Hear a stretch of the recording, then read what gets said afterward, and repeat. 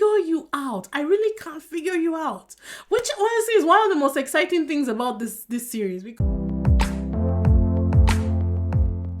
Hi people, welcome if it's your first time. My name is Talia Adewale and this is DISBYDEM. Today we're doing the review for Exchange Season 3 Episode 10. Be sure to do all the right things like comment, subscribe, and hit that notification bell. Without any delays, let's get into it because I just put my kids to bed and I don't think it will take. So I'm going to try to be as quick as possible with this review. So the episode starts with Hui, SK, and KT. They're all sitting together in the living room and she's got the men touching her, like reaching for her pulse. I think she said something about her pulse races when she's drunk, so she's got them all checking pulses and it's like, okay, so Kyung, you gotta rein it in with this touchy thing. You're giving mixed signals because not everybody, I don't know, I just feel like I get where she's coming from, but I also think that she needs to watch it. I'm going to be using abbreviations, or I'll be interchanging between abbreviations and their names. I will put a key legend on the screen so that you guys know who I'm talking about for the people who don't actually watch it and just watch my reviews or reactions on the shows. It looks like there's a second group upstairs with just Jiwon and Yujong as well. So-kyung goes upstairs and sits right next to Jiwon, and yet again she gets him to feel her pulse. Obviously Yujong is just sitting there like she doesn't like it. Of course she doesn't, because she likes, you know, Jiwon, but there are no claims yet, so she can't really say anything about it. So-kyung looks like she passed out, like she just lays down. She obviously been drinking a lot this past evening, so she passed out. She's on the floor. Jiwon and Yujong head outside to the terrace or the balcony, whatever it is. So he asks her to go shooting with him the next day and she's excited. She's very happy about that. She did bring up the text, or the lack of text from him from the night, and they seem to settle things, you know. I think later on in the episode, she explained that he told her he was definitely going to text his ex. So she was expecting not to get a text from him, but I think obviously she was still disappointed. So she brought it up and it looks like they settled things. Downstairs, CJ goes out for a smoke. I think he went out all from some air. I'm not really sure what he went out for. But then he hears voices and he knows his ex's voice, right? So he hears her voice, he hears them talking, and he immediately just goes back inside. He's like, nope, I don't want to have to deal with this. Which honestly for me, that was strong. I don't think a lot of people will just back away from hearing their ex talk to the new love interest, right? Some people will sit there and just wallow in the pain. He was already in pain, so I guess he decided he was going to be in pain in private and went back into the house. Turns out that So-kyung wasn't passed out. She was just on the floor. But she didn't even seem fazed by it either, because I think Haewon came upstairs and was trying to get her to go to her room. And then Haewon notices that people were outside and So-kyung says it's Jiwon and Yujong. But she seemed... I can't read her. I love her, but I can't read her. Please let me know in the comment section if you can, because I can't get a feel of what this girl is feeling in this house. I really can't. I don't know where her mind is. I swear to God, I've been trying, but I can't get a feel for her. Because she just goes straight to bed, gets in under the covers and goes to sleep. Didn't even seem like she was fazed in any way about everything. So, I don't know. Dahae and CJ are left alone in the living room. It's about 4 a.m. and I think they get to talking a lot. She asks if he knows how his ex feels and he says he can't figure it out.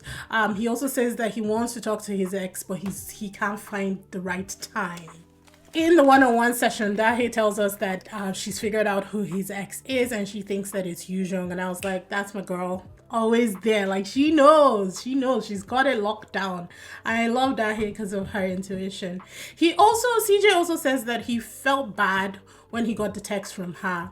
She said that she was going to poke at him and, you know, say, oh, why didn't you text me back? But that decided not to, just in case he wouldn't get the joke, but that she understands how it happens. They ended up talking and laughing up until 5 a.m. or 6, I think, a.m. in the morning. Yoo apparently was bothered by this because she couldn't sleep. She came out of the room, sat in the second living room, was listening to them. It was apparently really bothering her. She went back to try and sleep, couldn't sleep. She was bothered by him being downstairs talking to Dahe. And I was like, I guess now she is starting to process the feelings of having your ex in the same house with you and interacting with other people, because she hadn't had to do that all this while. She'd had a whole week, a stress-free life. And now it's starting to hit home. The next morning, which was day 8, Yoo isn't dealing too well. She preps for her date with Juwon, comes downstairs. As soon as she reached the landing of the stairs, CJ comes out of his room, just walks past her. I don't even think he said hi or anything, to be honest. Like, he just walked past her and she immediately turns around, goes upstairs and starts crying. And I'm like, woof. She is not processing properly. And I get it. It's still early. This is day 2 for her with this guy, or day 3, right? So, yeah, no. Oh, speaking of, I wanted to address the whole Haewon situation, because you guys thought that I was, like, coming after Haewon in the last episode. Haewon was one of my favorite people from episode 1. I don't dislike her. I dislike how she's acting. And I dislike the whole thing that's going on with her and Hui. I don't like Hui. He is not my favorite person. Far from it. In fact, the fact that Haewon makes me side with Hui pisses me off. And I think that's where all this vim is coming from and why I feel so, passionate about it when I talk about it. Please don't think that I hate anybody. I really, truly don't hate anybody. I don't know any of these people. I'm reacting to the characters as they are shown. I don't know how many times I have to say this, but people in the comment section keep making it personal. It is not. It's not that deep. As soon as I'm done with an episode, I forget. And as soon as I'm done with a series, I move on, people. I don't even check these people's Instagram. I don't do anything beyond the show. So calm down, okay? Calm down. If you like somebody, that's fine. Say your comments. Talk about how much you like them. Talk about your own mindset when it comes from you experiencing how they're dealing with stuff. But nothing is personal. Moving on. So Yoo goes upstairs and she cries. Poor girl. She ended up wiping her face, composing herself, comes back down, and she and Juwon leave for the date. DJ plans to take Haewon to pottery, and apparently this has been on her bucket list. So Haewon has a cute moment with the dreaded candy. Apparently this candy refuses to finish. I wanted somebody to just toss it in the trash, but she had a cute moment with the candies downstairs where she picked it up and she was like, you stupid thing. It was very funny. I liked it. I liked that whole interaction with that candy in that moment. She and DJ leave for their pottery dates. She honestly looked so happy. Haewon looked so happy, and I really liked it because this was the Haewon that I remembered from episode 1, fresh out the block. She looked youthful, she was glowing, she seemed like she was in a better place, and I really liked that for her. I don't care who she ends up with. I just want her to be happy. I just want that whole energy for her. Can we just take a moment, honestly, and appreciate Dongjin for being a man? The way he approached this whole situation, the way he goes out on dates, the way he took care of her, his pottery design, encouraging her through the pottery thing. Even when she messed up, he just kept on encouraging her, saying that, it's good, just keep going, it will be part of the design in the end. He's a man's man, and we just need to appreciate him for who he is. I've always liked DJ, honestly, even from the beginning when he felt like he was cold-hearted. I liked him because I felt like I could empathize with his situation, just as I could empathize with Dahe's situation. It is a complicated thing that these two people have been through over a very long period of time, and it won't just go away, not over 4 months or 6 months or however long it's been since their 13-year relationship. So I understood where he was coming from, and I understood where she was coming from. And yeah, I appreciated him for who he was during this date with Haewon. He designed his own pottery. I think it was a plate that they both did. He designed his plate using numbers that spelled out their names, and she designed hers with soap bubbles to represent them blowing bubbles the night before. So they codedly did the designs for each other apparently, and I thought that was kind of cute. DJ described Haewon as a cute little sister, and this is where it kind of veered off the path for me, because I'm like, okay, did you take her out just to, boost her confidence or make her happy again? Or did you take her out because you were interested in her? And this is where Dongjin was confusing me a little bit, because even in the last episode, I said it that I wasn't getting romance from how he was describing Haewon. But please, you guys let me know. Obviously, this is only episode 10, so maybe things have happened in 11 and 12 that I don't know about. Or even, is there a 13 yet? I can't remember. But maybe things have happened. No spoilers, but yeah, I wasn't really getting romance from him with the way he was describing Haewon in this situation. Back at home, CJ and Dahae, they head to the cafe. Apparently, no, CJ asks Dahae if she wants to go to a cafe. And I was shook because I'm still not 100% sure on CJ at this point.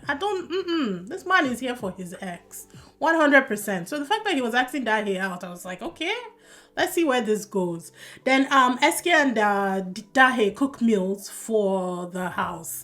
I think this is the first time that I'd seen Dahae cooking, if I remember correctly. I liked it. Their interaction in the kitchen was kind of cute.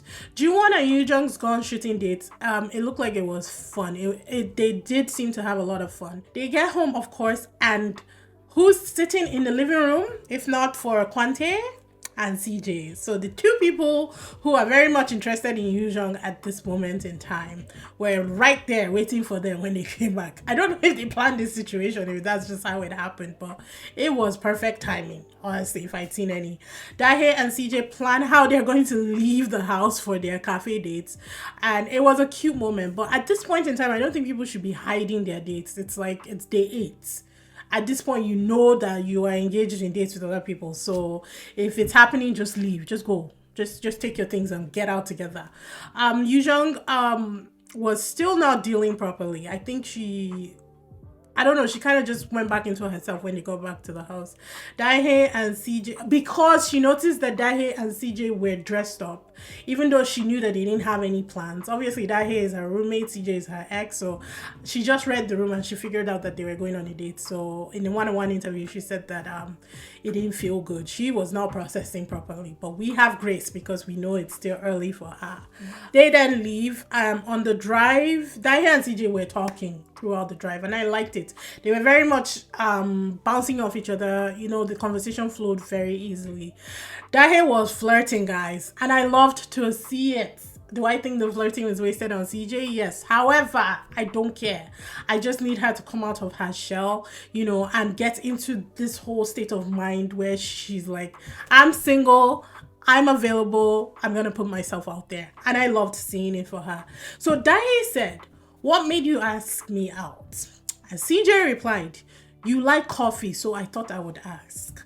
You see here, this was where I started putting commas and side-eyeing CJ, because just because somebody likes something doesn't necessarily mean that that's enough reason for you to ask them out. Because I feel like the answer she was looking for is something like, because I was interested in you. However, early days, like they would say in Love Island, CJ then says to her, after they're chatting for a little bit, he says, if you want to go out, just ask someone. You can always ask me. I think that's what he said. Dahae then said there was no one she was interested in. CJ said, feel free to ask me anytime. I don't mind. And here I wrote in capital letters, dissect. Feel free to ask me anytime. I don't mind. Does not seem like a love interest kind of statement. It seems like I'm your buddy. I'm here for you. If you need companionship at any point, if you just need engagements, social interaction, come meet me, we'll head out together. That's the vibe I was getting. Let me know in the comment section what you guys were getting from the interaction in the car and that specific time slot for their interaction. CJ was a lot more expressive in this second car ride, because the first car ride, I think it was his first night, so he was very anxious, stressed out. So Dahae was the one asking a lot more questions. In this, he was a lot more interactive than we've ever seen him on the show. Yoo-jung and Haewon were cooking, and not Yoo-jung. Yoo-jung and Hui were cooking. And I wrote why. These two people have said that they don't know how to cook and they don't like cooking, but I guess it was their time. Somehow CJ and who the hell is SJ now? Oh yes. CJ and Sangjong end up in the gym discussing the next meal. I guess they were going to be prepping the meals for the next night. So they went into the gym to discuss it in private, and I didn't understand why, but it was funny. I wrote down I see a budding friendship here, but I did not know because I started 11. I'm halfway through 11, and I'm seeing what's developing there, and I'm like, oh, I didn't see that coming, but we'll save that for 11. After dinner, CJ and Dahe wash the dishes, and he says he's sending his daily text to her. Now, he brought it up first, and I was wondering why he did that, but he reassured her that he was going to send his text to her. She said, it's your text, send it to whoever you want to send it to. So, day 8 texts. Yujong got 4. One from Juwon, one from Kwante, one from Hui, and one from Dongjin. And I wrote question marks beside Dongjin's name because he's just taking Haewon out. Again, I get it. Maybe he's looking at her as, friend, sister. But it's like, you see the signals that you're giving, right? Everybody's giving double signals and listen. And it's driving me crazy because it's real human beings and real feelings that are involved. Anywho, basically all the guys sent Yujong a text with the exception of her ex. So none of those girls got any text for the night. Apparently I can't speak. None of the girls got any texts for the night, which was kind of sad and honestly messed up. Dahe got one from CJ, so he kept his promise, which I like. We like a man who does what he says and says what he does. Dongjin got one from Haewon, obviously because they just gone on a date. CJ got one from Dahe, which was nice, which was reciprocated. And Kwangtae got one from Sangjong. And I was like, and they said you did not get a text from the ex, and that blew my mind. Which took me back to earlier in the day when Sanjong had said, they were all talking and Sanjong said, oh, I don't think any more people are coming. And Kwangtae had a weird expression on his face and I could not understand it. It's because Kwangtae's ex is not in the house. So more people are coming, people. And I'm wondering, wouldn't there be one off? Wouldn't there be one off? I don't know, that blew my mind, honestly, because I could have sworn that SJ was Kwangtae's ex. But the plot thickens, people. I'm not sure when Kwangtae's ex is coming into this house, but I'm excited. And apparently Kwangtae and Sangjong went for a karaoke date. And we didn't see that. They show us now, but they went for a karaoke date at some point in time. So I guess that's why she sent him the text. Juwon got a text from Yujong. We expected that. And then Hui got a text from Sokyung. And I didn't understand that either, but she was sad she didn't get one from Juwon. So Juwon has always sent her a text, so I guess this was one of the first times that he didn't. So it's the same way that Dongjin was feeling some type of way that he didn't receive a text from Dahe a night or two before. A lot of peeps go to bed early, leaving Juwon and Yujong in the living room watching videos about their shooting. So they're laughing and watching the videos. They try to chat deeper, but then CJ passes and it's like things just got awkward instantly. Like as soon as Yujong sees him, she recedes into this place which is normal because she's obviously dealing with the fresh feelings of having her ex in the house. Plus, CJ looked very pissed. Like, he passed, went into the washroom, slammed the door, came out, went back into his room, slammed the door. He was obviously frustrated, and it is what it is. CJ then heads up upstairs and goes to the attic. He says that he really didn't want to hear anything that was going on between her and the person that she was talking to, and also wanted to give her, space so that she can be free to interact with whoever she wanted to interact with. It was two-sided. It was for her and for him at the same time, which I found kind of admirable, if I'm being honest. Juwon says that no one else is on his mind. She tells him the same, that no one else is on her mind. So they kind of validate their feelings for each other in that moment, and they smile like love-struck idiots. I loved it. It was so cute, so adorable. I'm not sure what's going to kibosh them. I feel like it's coming, honestly. But for now, they were cute. what did I write? Okay, later, Juwon and CJ go outside for fresh air, and CJ confides in Juwon about how it's difficult being in the house with his ex and seeing his ex interact with other people. Juwon seems to be the house therapist because he was doing this exact same thing for Haewon in the other episode. I can't remember. I think just the last episode. But he kind of guesses, he says in the one-on-one interview, he guessed that Haewon was CJ's ex, and obviously he's wrong.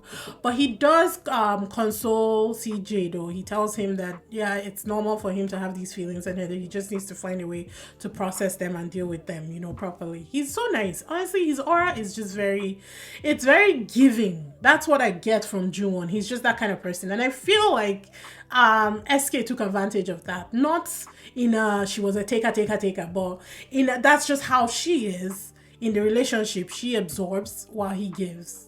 If that makes sense, please let me know in the comment section if you agree. Like, I'm not saying that it was bad, like she was always just sucking him dry, no, but it just seems like that's just how she is, and that's why she always keeps asking him to make food for her and all that kind of stuff. Like, it's just the way she is, you know. Day 9 rolls around. Juwon gets a text that the personal room for the person he has chosen is now open, and obviously he chose Yoo-jung. This apparently is a new thing that they introduced in this season. It's like every single time they bring up something, it's something new that they're introducing, which is kind of nice for me because I have no reference for any of the old seasons, so this is all I know. Apparently they'd received a letter the night before about the personal rooms being a thing. So everybody knew that a personal room was going to be open to them. They were allowed to visit the personal room of the one person that they were interested in. So they all sent texts about the person that they wanted to see their room. So it's literally a personal room. It's the personal effects, everything about the person that you're interested in. I initially thought that the personal room will have their exes in there, so you know who's ex, but that's not what it was. It's just their personal items, you know, their hobbies, you know, what they like, their perfumes, just stuff like that. So Juwon obviously chose Yoo-jung's, and then he gets into this white room, and the plot twist of all plot twists at this point in time was that there were two doors. There were two doors. There was the personal room of the person that you were interested in, and there was the ex room, which showed memories of you and your ex and all that information there. Now me, in my own head, I'm thinking the X room shows memories. I have these memories already. If I'm interested in somebody, I'll rather go into the personal room and get ammo, you know, figure out what this person likes, what they're all about, so that I can take that back and use it to woo the person I'm interested in. For my ex memories, I have those memories. If I want to relive them, I can tap into my mind and find those memories. That is where I was thinking, you know. I was like, okay, it makes sense that people will choose the personal room because the ex is memories that you should already have. It's not memories of somebody else's, you know, ex that you're going to be experiencing. You lived the life. You and your ex lived that life. So those memories are in your head, you know. So that was my own mindset going into this. Juwon chose the X room, and I wrote down this idiot chose the X room. Now I don't mean that like personally. I was just so shocked when I tell you that I gasped when he went towards the X room. I was like, why would you, first of all, why would you do that to yourself? You know it's going to be an emotional roller coaster. Do you really want to have to deal with that at this stage in the game? Second, the person that you say you like, their room is right there.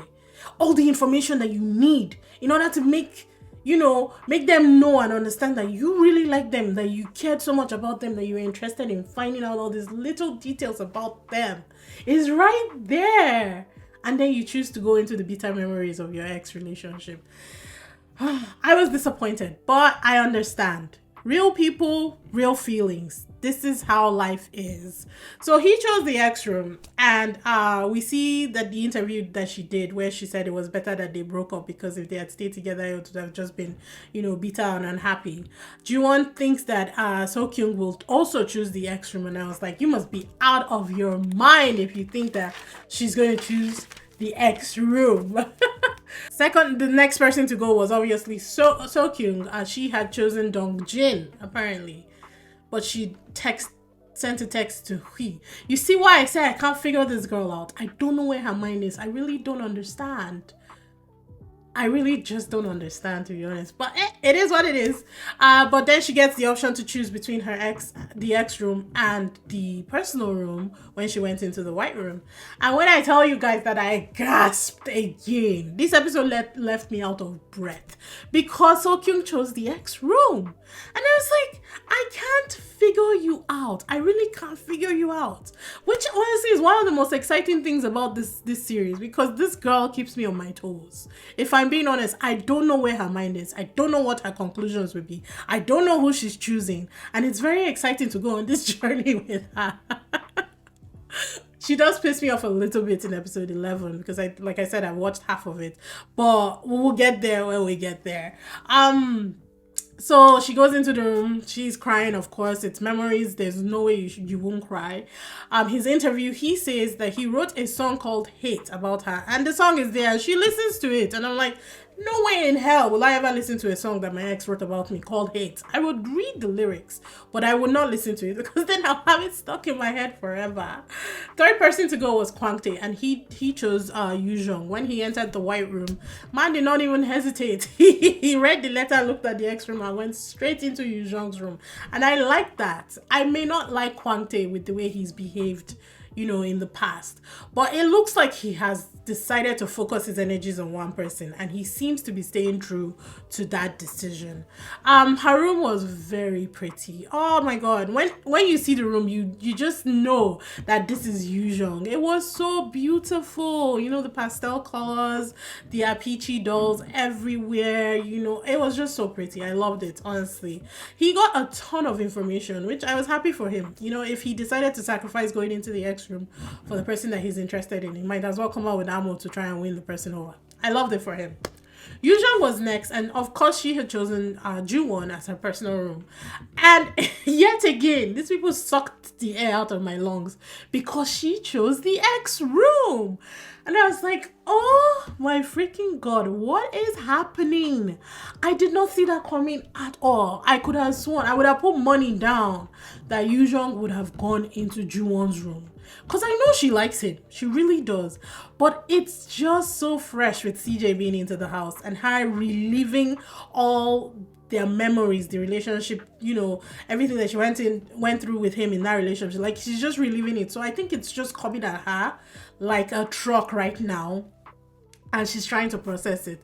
So I was happy and disappointed at the same time. Happy because I felt like it's a good thing for her to go see, see where they were, see what happened, and, figure out that whole thing and why you left that whole situation. But also disappointed because she had the chance to go and see Ju-won's room.